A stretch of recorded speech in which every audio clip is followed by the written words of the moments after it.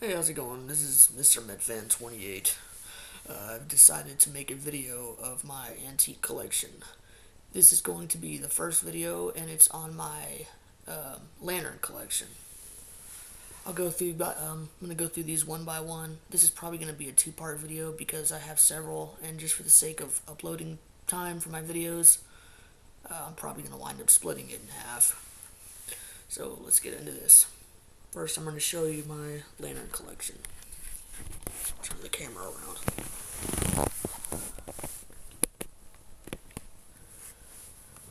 This is one of my first.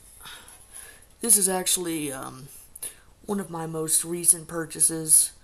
One of the few that I bought myself. I've started collecting a couple years ago because my dad got me into it, and he's a big collector. And this is one of the few that I actually bought. The last one that I bought at an antique store, I paid $50, I think, for this, and it was worth every penny because it's one that I didn't have one like. So I'd been looking out for this particular model for quite a while. It's really good lantern. It's really good at outdoors with the wind. I'm having a little bit of trouble with the wick, adjusting the wick on this one, but it still lights. It just has a small flame. So I don't light this one very often, but it's more for a decorative piece, to look at, something to hang on my wall. Alright, let's get into the next one. This is the big boy.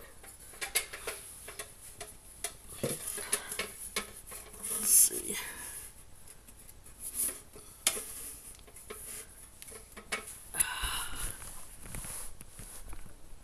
This is a railroad lantern. You'd most commonly see these on the rear end of any caboose or whatever the last car is on any train back in the old days, 1800s, maybe early 1900s, I'm not sure. This is one my dad bought years ago, and when he bought it, he didn't know that the wick housing had been taken out, and they converted it to electric. And they put a little light in here with a bulb. Took out this part of the globe, so yeah. That really hurt me to see that, somebody taking apart a classic antique. But it's still a really good collector's piece. It's one of the only ones like it I have, so I'm very proud to own it. I was very proud that I was able to get this as a part of my dad's antique collection. It was that I inherited. It's real heavy duty. Very, very nice piece. One of my favorites. Alright.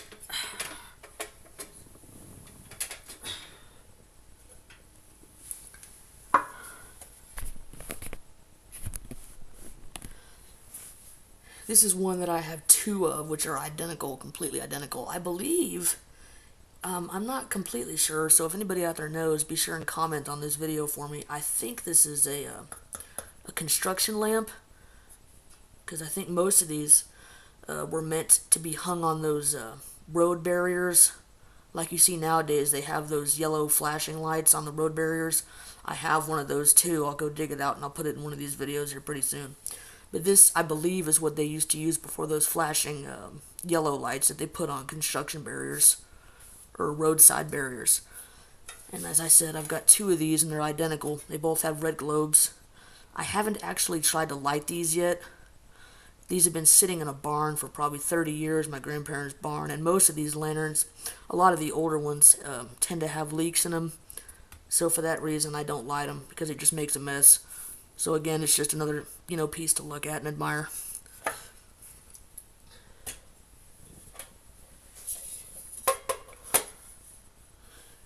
This here is a Dietz, classic Dietz, one of your most standard styles. Anybody thinks of a lantern, this is probably what they think of the most.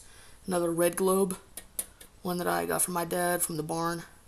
I haven't tried to light this one yet either. It's kind of been sitting in storage for the past few months. I just dug it out. But it's one of the only ones I have that's blue. So that's kind of unique in my collection. And this is really lightweight too.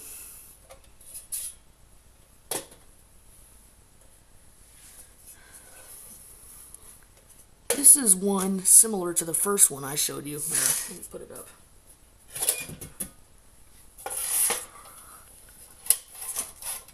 similar to this one.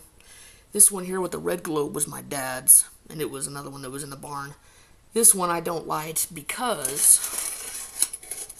if you can see, there's a big crack in the bottom of the globe there. I don't know how that happened, if it happened when he bought it or if it was just like that. This is a Dietz. It says it. This other one that I bought, it doesn't say what kind of brand it is. But these were both patented in 1912. So I imagine they look identical, actually. Just the one with the red globe's a little bit smaller, I think.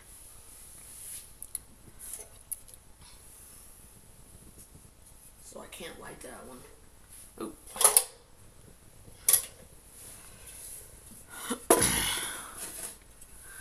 This is another one of my personal lanterns that I actually found this in an abandoned house down the road from where I used to live. There was a little closed-off garage building next to the house, and I kind of made my way in there one night just out of curiosity, hoping to find some cool junk. And I found this. Perfect condition. It had about an inch layer of dust on it that I had to clear off. It was full of beetles and cockroaches on the inside of the globe. Still had the wick in it. It's really bright. It's a great lantern. It's probably one of my best. It's the one I use the most. It doesn't smoke too much as long as I keep the wick lowered on it. Doesn't leak at all. Tight as a drum. I don't know why, but I decided to paint this brown, and now it looks god-awful. It was originally dark gray, but I thought the color originally was ugly and looked like crap, so I decided to paint it and kind of give it a rustic look, and I wound up making it look like shit. But still, this is one of my lanterns that I use the most of, because it's probably the brightest one I've got. Heavy duty.